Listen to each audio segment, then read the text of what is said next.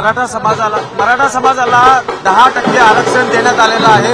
शिक्षण आणि नोकरी या ठिकाणी तर हे आरक्षण दिलं जातंय। जल्लोष साजरा केला जातोय, जल्लोष साजरा करतायत, गुलाल उधळतायत। काय तुमच्या भावना आहेत?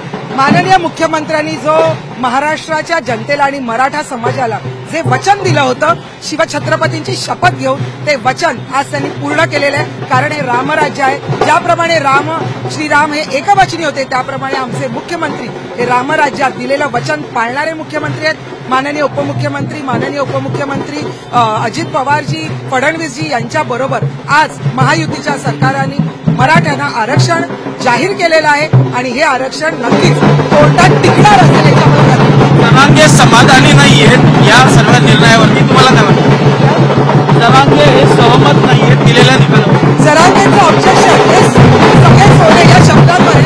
सगळे सोले या शब्दावर 6 लाखांपेक्षा जास्त हरकती आलेल्या आहेत, सूचना आलेल्या आहेत। त्यांचे स्क्रुटिनी होईल आणि त्यानंतर त्याच्याविषयी निर्णय घेतला जाईल। सदावर हे पुन्हा तर कोर्टात जाणार आहेत, आव्हान करणार आहेत। काय एकंदरीत बघा, आता पुढे काय होणार आहे, कोण काय करणार आहे या नंतरच्या जरतरच्या गोष्टी आहे। परंतु आता हा क्षण आनंदाचा आहे, जल्लोष साजरा करण्याचा आहे आणि त्या पद्धतीने संपूर्ण मराठा समाज आणि शिवसैनिक हा जल्लोष साजरा करतात। अगदी विधान भवनाच्या समोर तर ढोल ताशे वाजतायत, गुलाल उधळला जातोय। नेमका हा संदेश कोणाला आहे? मला वाटतं याच्या पुढे ही गुलाल हा आम्हीच उधळणार, महायुतीच उधळणार।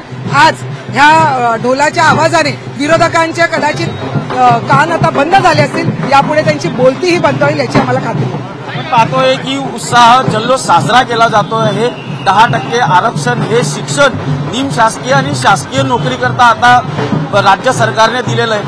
जल्लोष साजरा केला जातोय आणि यानंतर काय पडसाद उमटतात किंवा जरांगेची नाराजी दूर होते का हे पाहणं महत्वाचं ठरणार।